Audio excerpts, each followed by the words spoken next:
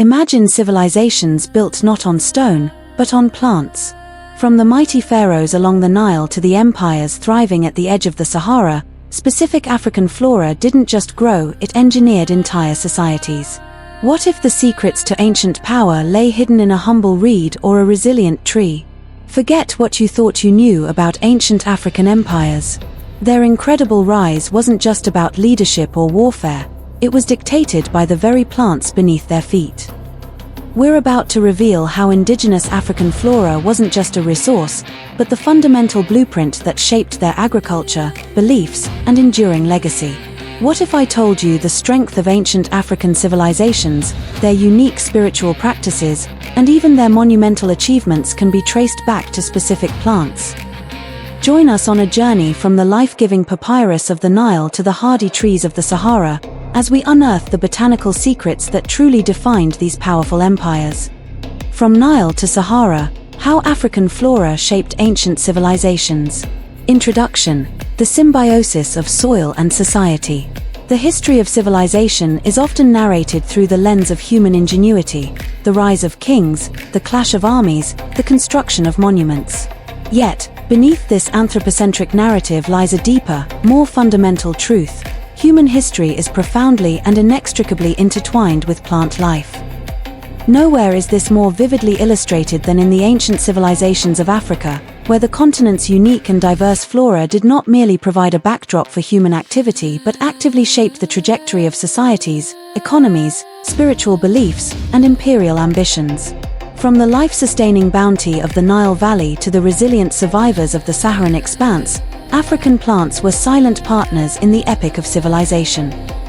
This essay, spanning 5,000 words, will explore this profound botanical partnership, arguing that to understand the kingdoms of the pharaohs, the empires of the Sahel, or the trading states of the Nile, one must first understand the papyrus, the date palm, the acacia, and the millet.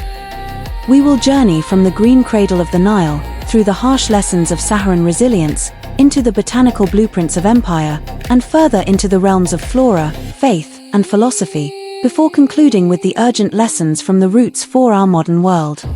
The green cradle, Nile's gifts. The Nile River was more than a source of water, it was a generative ribbon of fertile silt that nurtured a specific suite of plants, which in turn became the foundational pillars of pharaonic civilization. This was not a passive relationship but an active cultivation and exploitation of botanical resources that enabled the transition from simple agrarianism to complex statehood. Papyrus, the original information superhighway. The invention of writing is a universal hallmark of civilization, but its medium can define its character, reach, and legacy. In ancient Egypt, that medium was Cyperus papyrus, a robust sedge that flourished in the Nile's marshes. The transformation of this plant into a writing surface was a technological revolution of unparalleled importance. The process was intricate. The triangular stem was peeled, its pith cut into thin strips, laid crosswise, moistened, pressed, and dried, forming a smooth, portable, and durable sheet. This innovation created the world's first practical, mass-producible information technology. The impact on administration, law, and history was transformative. Prior to papyrus, records were kept on cumbersome clay tablets or perishable materials like wood and ostraca. Papyrus enabled the birth of a true bureaucracy. Scribes could now efficiently document tax rolls, census data, grain storage inventories, and labor rosters for massive state projects like the pyramids. This centralized record-keeping was the nervous system of the state, allowing for the management of resources across a vast kingdom. Law, once reliant on oral tradition and the arbitrary judgments of local chiefs, could be codified and disseminated. Decrees from the pharaoh could be written, copied, and sent to provincial governors, ensuring a uniformity of rule. The concept of precedent and a written legal framework took root. Most profoundly, papyrus enabled history and literature to transcend the moment. The pyramid texts, the coffin texts, and eventually the Book of the Dead were inscribed on papyrus, preserving complex religious cosmologies. Narratives like the Tale of Sinew or the Report of Wenamun became literary artifacts. Annals of kings, records of battles, and accounts of foreign lands, such as those documenting the expedition to the land of Punt, created a continuous historical consciousness. Without papyrus, the memory of Egypt would be as fragmented as the ruins of its temples. It facilitated not just record-keeping, but the very idea of a cumulative, transferable culture. It was, in every sense, the information superhighway that connected the provinces to the capital, the present to the past, and the mortal world to the divine. Date palms and grain, the caloric engines of empire. If papyrus was the brain of the civilization, date palms and grain were its heart and stomach, providing the caloric and economic fuel for urban growth and demographic expansion. The date palm, Phoenix dactylifera, was the quintessential multi-purpose tree of the Nile. Its fruit, rich in sugars, fats, and nutrients, was a crucial year-round food source, easily stored and transported. But its utility extended far beyond sustenance. The trunk served as timber for roofing and rudimentary construction. The leaves were woven into mats, baskets, and roofing material. The fibers were made into rope, and the sap could be fermented. The date palm created a vertical economy around a single species. Alongside the date palm, the cultivation of emmer wheat and barley formed the agricultural base of the state. The predictable Nile flood created a perfect environment for these grains. The abundance they yielded was the primary measure of wealth. The state's entire administrative apparatus was, in large part, a grain management system. Surplus grain, stored in massive state granaries, was the currency that paid labourers, fed the army, and sustained the priestly and administrative classes. It was a buffer against famine and the capital required for monumental projects. This agricultural surplus is what allowed for the phenomenon of specialization. Not everyone needed to farm. Artisans, soldiers, scribes, and priests could exist because the grain and dates produced by the farmers could support them. This specialization is the very definition of urban, complex society. The large, dense populations of cities like Memphis and Thebes were direct results of this efficient, state-managed botanical energy system. Furthermore, these staples became central to trade. Egyptian grain was exported throughout the eastern Mediterranean, and dates were prized commodities, weaving the Nile's botanical bounty into broader economic networks. Lotus, the symbolic and medicinal soul. Beyond the practical, Nile flora permeated the Egyptian psyche, with the blue lotus, Nymphea caerulea, standing as the most potent example. Its daily cycle, submerging at night and re-emerging with the dawn, made it a natural symbol of rebirth, regeneration, and the sun itself. It was inextricably linked to the cycle of life, death, and resurrection, a central tenet of Egyptian religion. Depictions of gods and kings inhaling its scent or holding it abound, suggesting it was seen as a conduit to divine essence and a symbol of royal potency. But its role was not merely aesthetic or symbolic. The lotus had significant practical applications in medicine and diet. The roots and seeds were edible and provided nutrition. More importantly, it possessed psychoactive properties. Research suggests the blue lotus contains apomorphine and luciferine, compounds with mild sedative and potentially euphoric effects. It was likely used in ritual contexts to induce trance states, facilitate communion with the divine, and as a general medicinal relaxant. Recipes from medical papyri, such as the Ebers papyrus, include the lotus in remedies for various ailments.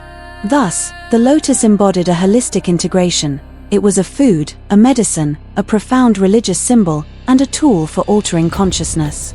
It demonstrates how a single plant could weave together the material, spiritual, and psychological fabric of a civilization, offering sustenance for the body, meaning for the mind, and a connection to the cosmos for the soul. Acacia and Doum Palm, pillars of the desert fringe. In the arid landscapes bordering the Nile and deep into the Sahara's wadis and oases, two trees stood as sentinels of life, the acacia and the Doum Palm. The various species of acacia, Acacia spp, were masterpieces of adaptation, and human societies leveraged every part of them. Their deep taproots accessed subterranean water, and their wide canopies provided crucial shade, a non-negotiable resource for humans, animals, and other understory plants. Their wood, hard and termite-resistant, was essential for construction, tool handles, and furniture. Perhaps most importantly, the gum arabic exuded by Acacia Senegal became a valuable commodity. Used as a binder in paints, inks, cosmetics, and later in foodstuffs, it fostered trade networks. The acacia's thorns and resilient nature also made it a symbol of endurance in folklore. The doum palm, Hyphaene thebaica, with its distinctive branching trunk, unlike the single-stemmed date palm, was another linchpin of desert-side economies. Its orange-red fruit, though less prized than the date, was a reliable food source. Its seeds, known as vegetable ivory, were carved into buttons, beads, and amulets. The leaves were used for weaving, and the wood for construction. Like the acacia, the doum palm created microhabitats, its presence often indicating a water source and supporting small-scale agriculture beneath its canopy. These trees were not just resources, they were ecological anchors that made human settlement in marginal zones possible, teaching societies to value multi-purpose, low-input perennial species. Millet and sorghum, the cereals of expansion. The most significant botanical breakthrough for Saharan and Sahelian resilience was the domestication and cultivation of drought-resistant cereals, pearl millet, Pennisetum glaucum, and sorghum bicolor. Unlike the water-intensive grains of the Nile, these crops had shorter growing cycles, deep root systems, and a higher tolerance for heat and poor soil. This was a revolutionary adaptation. It allowed agriculture to break free from the narrow confines of river valleys and floodplains. The cultivation of millet and sorghum enabled the peopling of the Sahel, the semi-arid belt south of the Sahara. It supported the rise of settled communities and, eventually, complex societies like the Ghana Empire, the Mali Empire, and the Songhai Empire. These were empires built on sorghum and millet fields. The surplus from these crops fueled trans-Saharan trade, allowing for the exchange of gold, salt, and ideas. The botanical adaptation of these crops directly facilitated cultural and economic expansion, creating a second cradle of African civilization distinct from the Nile. They represented a triumph of human selection and environmental adaptation, proving that civilization could flourish not only on the generosity of a great river but also on the hardy resilience of dryland grains. Medicinal plants, the pharmacopoeia of survival. In environments where modern medical care was millennia away, survival often hinged on an encyclopedic knowledge of indigenous flora.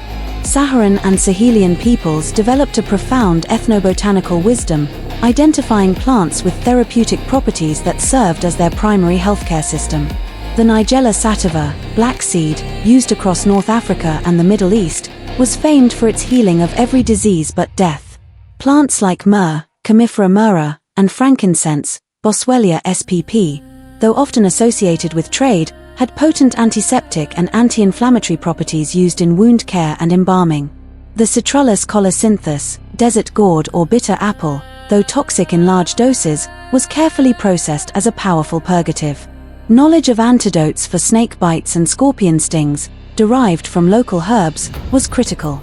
This knowledge was not static, it was refined over generations, often held by shamans, healers, or specific families, and woven into spiritual practices. The use of plants like Peganum harmala, Syrian rue, for their psychoactive properties in ritual contexts shows the blend of the medicinal and the spiritual. This indigenous pharmacopoeia was a key technology for survival, enhancing life expectancy, treating endemic diseases, and enabling communities to thrive in challenging environments. It represents a vast, often underappreciated, intellectual achievement, a science of survival rooted in close observation of the botanical world. 3. Botanical blueprints of empire. As civilizations grew more complex, their relationship with plants evolved from mere subsistence to a strategic tool for economic specialization, technological innovation, and even geopolitics. Specific plants became cornerstones of regional identity, engines of industry, and instruments of power. Crop specialization and trade networks. Distinct agricultural identities emerged based on botanical advantages, fostering interdependence and trade. The Nile Valley, as discussed, was the breadbasket of wheat and barley. Nubia, modern Sudan, further south, became synonymous with gold, but also with the cultivation of sorghum and the trade of luxury goods like ebony and ivory from deeper in Africa. The Ethiopian highlands leveraged their unique environment to domesticate Coffea arabica, coffee, and Eragrostis teff, a tiny but nutritious grain that became the staple of the Ethiopian Empire. The West African Sahelian empires specialized in millet and sorghum, and later, with the introduction of crops from the Americas, post-Columbus, became centers for cotton and groundnuts. This specialization was not isolationist. It created powerful economic incentives for trade. Caravans carried Saharan salt to the forest kingdoms in exchange for gold and cola nuts, cola acuminata, a stimulant highly valued in arid regions where fresh food was scarce. The Nile exported grain and papyrus to the Levant, importing cedar wood from Lebanon. These trade networks, built on botanical products, became conduits for cultural exchange, diplomatic relations, and the movement of ideas. A region's botanical portfolio defined its economic role on the continental and intercontinental stage, weaving a web of mutual dependence that could lead to both prosperous peace and conflict over resource control. Plant-based technologies. The industrial flora. African civilizations were adept at turning plants into advanced materials. The manufacturing of papyrus has already been noted as a premier information technology. Beyond this, plants were central to textile production. Flax, Linum usitisssimum, was cultivated along the Nile and meticulously processed to produce linen, the primary textile of ancient Egypt. The fineness of the weave denoted social status, and the production process, from retting the stems to spinning and weaving, was a major industry. Dyes were derived from plants, madder root for red, safflower for yellow, and indigo, likely Indigofera tinctoria or related species, for coveted blues and purples. These dyes colored textiles, which were themselves trade goods and markers of identity. In construction, beyond the use of palm wood, reeds and grasses were used for wattle and daub walls and roofing. The sycamore fig, Ficus sycamorus, provided durable timber for coffins and statues. Plant-based resins, like those from acacias and frankincense trees, were used as adhesives, sealants, e.g., in shipbuilding, and in the mummification process. This broad spectrum of applications shows that African societies had developed a sophisticated bio-industrial complex, viewing the plant world not just as a larder but as a versatile workshop for creating the material culture of civilization. Botanical warfare and diplomacy. Control over prized botanical resources or knowledge of phytotoxic weapons could be a matter of state security. The most direct form of botanical warfare was the poisoning of water sources or arrow tips with toxic plant extracts, a practice documented among various African societies. Knowledge of such toxins was a guarded military secret. More subtly, plants played roles in conquest and control. An invading army might deliberately destroy olive groves, date palm plantations, or grain stores to cripple a region's economy and force submission, a form of economic botany used as a weapon. Conversely, the control of fertile land for specific cash crops was often a primary cause of conflict. Diplomacy, too, was infused with botany. The exchange of rare seeds, exotic saplings, or luxury plant products, like incense or precious woods, was a standard part of royal gift-giving and treaty-making.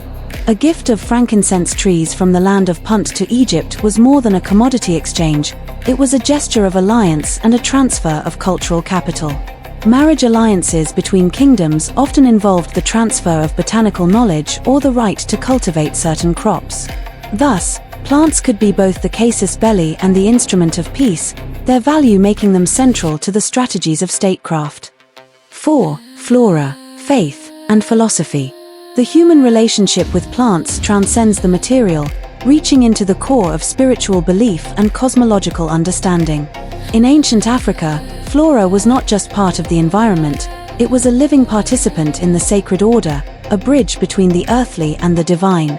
Sacred trees and plants. Specific species were often seen as numinous, housing spirits or directly embodying divine presence. The sycamore fig was revered in Egypt as the tree of the goddess Ether, the lady of the sycamore, who was believed to offer sustenance and shade to souls in the afterlife. The acacia, particularly the Acacia nilotica, was associated with birth and life because it was often the first green seen on the receding Nile floodplain. It was also sacred to the goddess Sarosis. In many West African traditional religions, the baobab, Adansonia digitata, is considered a sacred tree, often believed to be inhabited by spirits or used as a site for altars and offerings. Its immense size, longevity, and life-sustaining properties, water storage, fruit, bark for rope, made it a natural cathedral of the savanna. The iroko tree, Militia excelsa, in Yoruba cosmology is also seen as housing a powerful spirit. These trees were not worshipped in a simple sense but were venerated as focal points of spiritual energy, mediators between the community and the unseen world, and central landmarks in both physical and mythological landscapes. Plant-based offerings and amulets. Flora was the primary medium for ritual interaction with the divine. Burning incense, frankincense and myrrh was a universal practice to purify spaces, carry prayers heavenward, and appease deities with pleasing aromas. Food offerings to gods and ancestors invariably consisted of the staple botanical products: bread, from grain, beer, from fermented grain, dates, and lotus flowers. Plants were also central to personal protection. Amulets were carved from seeds, like the Doum palm's vegetable ivory, precious woods, or shaped from resins. Specific herbs were sewn into pouches and worn as talismans against evil, illness, or misfortune. The use of hematite or other minerals often went hand in hand with plant materials. The millet necklace, associated with ether, often incorporated plant-like forms and was used in rituals for fertility and protection. This practice blurred the line between the medicinal and the magical, where a plant's physical properties were believed to be linked to its spiritual potency. The afterlife and flora. Nowhere was the spiritual role of plants more elaborately expressed than in beliefs and practices surrounding death and the afterlife. The Egyptian practice of mummification relied heavily on plant products, natron, a mineral, for desiccation, but also resins from conifers and acacias to seal and perfume the body, and linen bandages to wrap it. The deceased was provisioned for the journey to the afterlife with symbolic or actual food. Models of granaries, loaves of bread, and baskets of fruit were placed in tombs. The most profound botanical metaphor was the field of reeds, Seketaru, the Egyptian paradise. It was envisioned not as an ethereal realm of clouds, but as an endless, perfect version of the most fertile Nile farmland, where the blessed dead would eternally cultivate abundant crops. The coffin itself was sometimes referred to as the Lord of Life, and made from the wood of the sycamore figure. The use of funeral wreaths made of olive leaves, roses, or lotuses in Greco-Roman Egypt continued this tradition. In other African traditions, trees like the baobab were used as burial sites for griots, oral historians, or shamans, their bodies placed within the hollow trunk to facilitate a return to the earth and a connection with the ancestral world.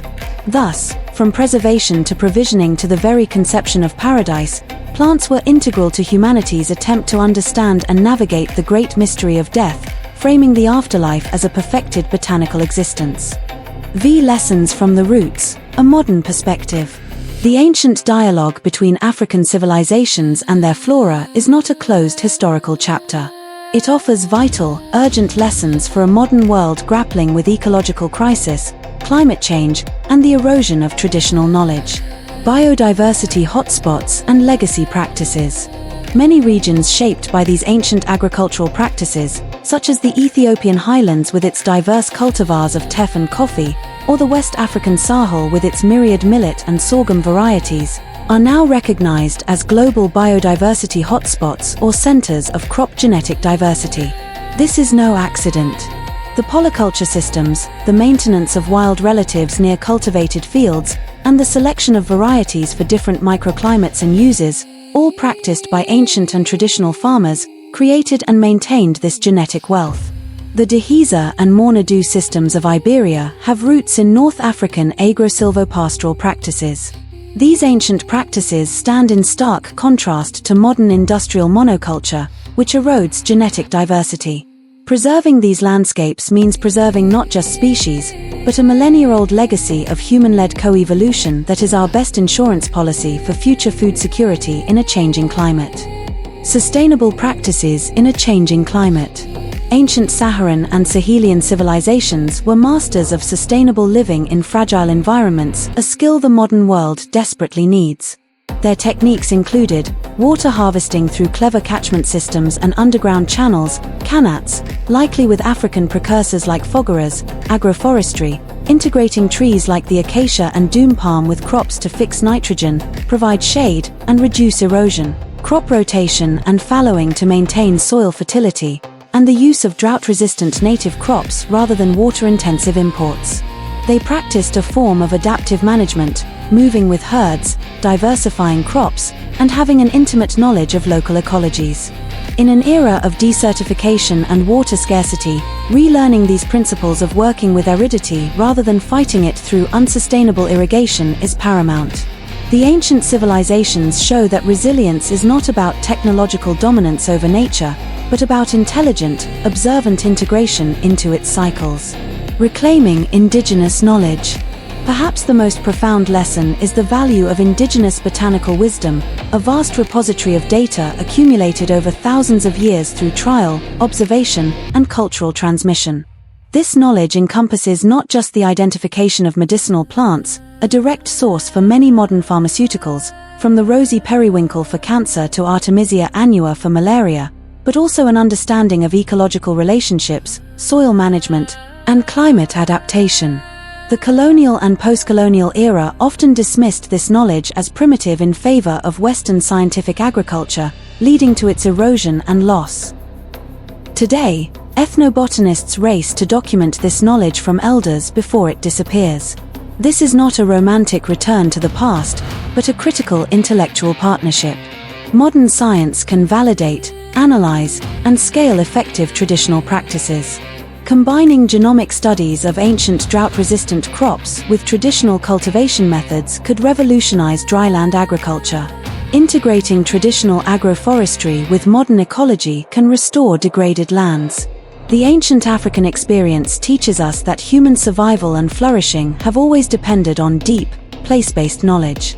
Reclaiming, respecting, and integrating this indigenous wisdom with modern tools is not just an academic exercise, it is an essential strategy for navigating the interconnected challenges of food security, climate change, and biodiversity loss in the 21st century. Conclusion: the enduring symbiosis. From the papyrus scrolls that recorded the will of pharaohs to the sorghum fields that fed the armies of Mali, from the sacred sycamores offering shade to the dead to the acacias holding the desert sands at bay, African flora was an active, shaping force in the epic of its ancient civilizations. It was the medium for communication, the engine of the economy, the blueprint for technology, the instrument of statecraft, and the language of the sacred. This history reveals a fundamental truth: civilization is a symbiotic partnership with the botanical world. We are not merely inhabitants of an environment, we are, in a very real sense, its products and its partners. The lessons inscribed in this deep history are clear. Our future resilience depends on our ability to relearn the ancient arts of observation, adaptation, and respect for the green world that sustains us. By looking back to the roots, to the Nile's gifts and the Sahara's resilient wisdom, we can find the guidance to cultivate a more sustainable, equitable, and harmonious future. The story of African flora and ancient civilizations is ultimately a story of interdependence, a powerful reminder that human history grows from the soil, and to the soil, in both literal and metaphorical terms, our destiny remains forever tied.